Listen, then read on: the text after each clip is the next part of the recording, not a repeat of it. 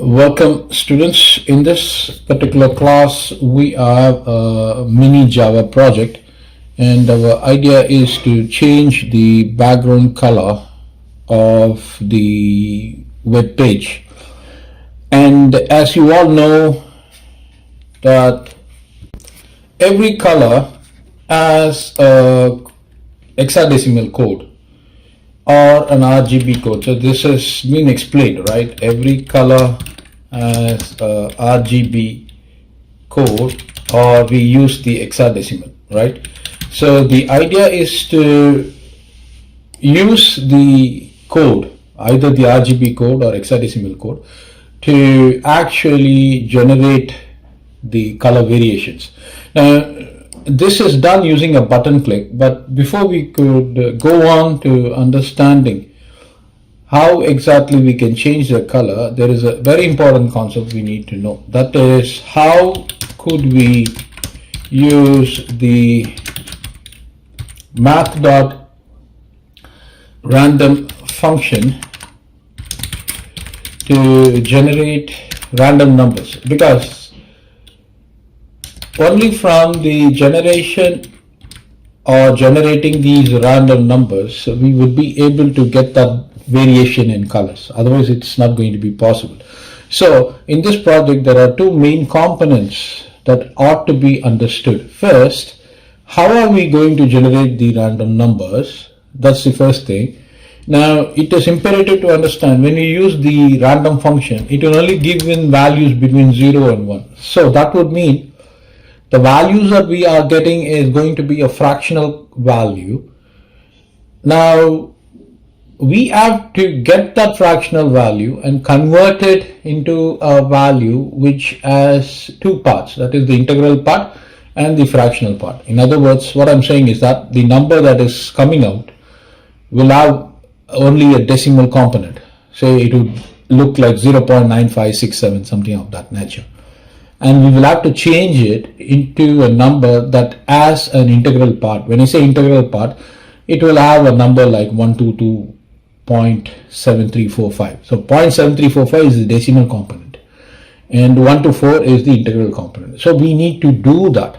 So that is the second task we need to do. So as I mentioned to you, the main project has got two components. First, to generate the colors. Next is to understand how exactly we would be able to do it, and that is the part that I would like to start, and that part involves random numbers. That's exactly what I'm trying to explain you here.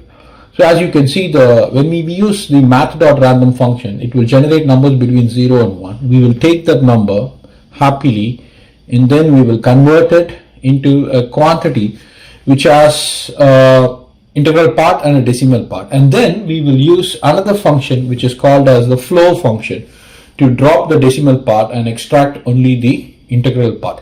And then I'm going to display it onto the browser for y'all to understand. After which I will come back again and write the code for changing the background color. Right now, as I'm writing the code, you will also understand with my explanation how exactly things are going on with regard to changing the color. So let's get started with the second part. So as I mentioned to you, in this case I will explain to you how the random function works. So first I will give an exclamation mark and give a tab, and that will get me the boilerplate. So change the title. Title is to background color changer. Upon what? Upon button click. The moment you click the button, the background color for the web page will change. So we need to have a CSS file. So link rel is equal to style sheet, and then type is equal to text slash CSS. The location is going to be CSS style.css. So all of these things are there. Now in the body, I just like to make it a little bit more appearable. So I'm going to give in some div class. So div class is equal to container, and then I'm going to give another div class is equal to wrapper, and inside this, probably you can say some h3 tag. You can give an h3 tag, say student grade information, right? And then we can stop there. Now there should be another important, after the heading we need to give a button. So button class is equal to excuse me, btn, and we need to fire the click event. Function color changer. Let me write it like this, color changer. Okay, and then you copy this function. This function is going to be used, and then when exactly the function will change, when you click on the submit button. Probably you can give a break. So this is just a framework for the foundation, right? The main page construction. So you won't have anything much to see in this. So now let me, as I mentioned to you, there are two functions. So let me just copy this function and start the script. In script, you got to have the keyword and this function, and I'm placing it in a block. Okay, I'm not going to touch this function as yet. So this is the first part, as I mentioned to you. Now there is the other part which has to be fired, and that is the part I'm going to explain to you. So this is going to be function random generator. So that is a function, and probably I'll have to pass an argument, and I'll give a block to that, and this is going to give me, it will be returning me a random number. So this is the built-in random function, random, right? And we need to call this function. So I'm going to call this function random generator, and I'm going to pass an hexadecimal code. Say for example, I'm passing 255. You have to understand, it's not hexadecimal code. I'm going to pass a color code. Now the color codes are between 0 and 255. Now these color codes are the components that would constitute the RGB information, the red, green, blue information. Okay. Apparently, we can also use the color code in hexadecimal fashion, but as of this illustration, I'm going to be using color codes from 0 to 255, right? So having made that point clear, let me move on. So I'm passing 255 here, right? So the function is called and 255 is passed. So max takes that 255 and math.random gets actually fired. Math.random gets fired. Now apparently you can clearly see that the max is not being used at all. Now why do we need to use max? I'm going to show it to you. So just an argument is passed, that's all, but we're not utilizing it, but that is still okay. Now you need to see it, right? So I'm going to use this function called as document.write. So it's going to be document.write and place it within parentheses. So I'm saving it. So let me move on here and let me refresh it. See that student grade information, and what do we have? We have the random number here. I hope you are able to see it. So the random number is generated there, right? So having got that random number, you can clearly see it has only a decimal part. As I mentioned to you, I don't need the decimal part. I want to take this point and I want to put it somewhere over here. But apparently you can see the random number is 679, right? But we don't need to have a random number of that magnitude. But I would like to bring the random numbers between 0 and 255. So that is where this 255 comes into play. So what I'm going to do is I'm going to actually multiply, you can see that, multiply by say max, right? So the argument, max takes this argument and it gets multiplied here. So I'm saving it, I'm going back, refreshing it. You can clearly see that, you see that 244. No matter how many times you refresh it again, you get 233. You refresh it again, you get 27. You see that these are all different codes, 242 and 22 and 185. You see that the codes. So all of these are our color codes, but the only problem is that we need to get rid of this. We need to get rid of this decimal component. So how are we going to do that? There is a special function for that, and that function is called as a floor function. So we need to invoke that function, math.flow of this, and save it, go back, you refresh it, you see that it's gone. You refresh it, you see that it's gone. No matter how many times you refresh it, all of these things are codes. So as I mentioned to you, this is how we generate the random numbers. Now this is the first part of the project. The second part of the project would be the color changer. So we are going to do that. So students, now that I've explained to you in detail how the random numbers, we don't need this. So I'm going to get rid of this, and then I'm going to start the script. So we need to capture this button as well as the body, right? So foremost, what I'm going to do is I'm going to declare a variable body is equal to document dot query selector of body.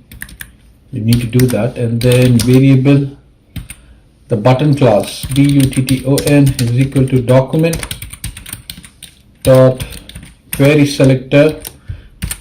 Now since this is a class, you need to have a dot and the name btn. So after that, I'm going to give in the colors. So colors is equal to, I'm going to open a list and I'm going to enter the colors: red, blue, violet, pink. The greater the colors you enter, the greater the variation. Magenta, gray, black, saddle brown, salmon, and purple. Right, so all of these colors are entered, and randomly these colors would pop up, right? So the first color, we will start with body. This is a built-in command, style dot background color is equal to violet. So this is the color that the page will open.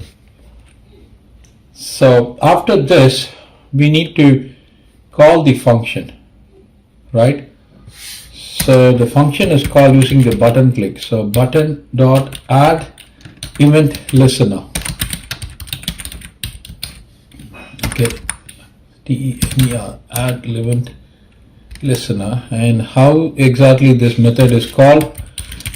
When you click on the button, and we need to call this function, right? So this is going to be the function that is going to be called. So I'm going to place in the function. You don't need to put in any parentheses for that, right? So this function is the function. When you click, it is going to be triggering this particular event. So upon click, this function would be called. So we need to write a script for this function, right? So let's do that. So I'm going to say start of the function, a command statement. And then function is starting here. So the first thing that we need to do is we need to make sure that the colors that we have placed here is altered. So how are we going to alter that particular color? So for that, I'm going to have a variable color index, okay, is equal to, you can either use, I'll start with math.random. Okay, math.random function is called, and after getting it called, as I told you, it gives you decimal quantities only. Now it is multiplied with the values of the colors. But just by multiplying, you're not going to get anything. You need to extract the length, right? This is also a built-in method. Without this, it's not going to be working at all. So this alone is not sufficient. You need to use math.flow. So I'm going to say math.flow function. Now math.flow function, as I mentioned to you, is a function which will convert a decimal into a numeric quantity. So this is what you need to do. So this is the color index that we will be passing to the button event, or I should say to the body, right? So the body will take in this feed. So body.style.background color is equal to colors, right? That's a variable. Colors, open a square parenthesis and pass this color index. That's it, story done.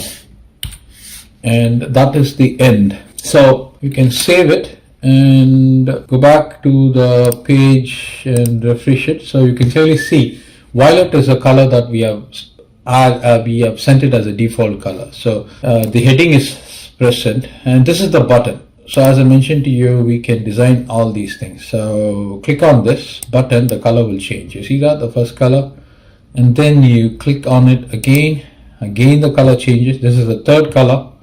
You click on it again, this is the fourth color. You click on it again, this is the fifth color. You click on it again, this is another color.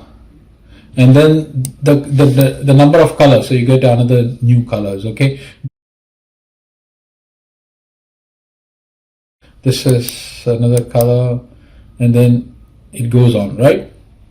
So depending on the variation, so that was a new color which just came in. So depending upon the choices of the colors that you give, you get more variations. So that completes the project, students. Thank you.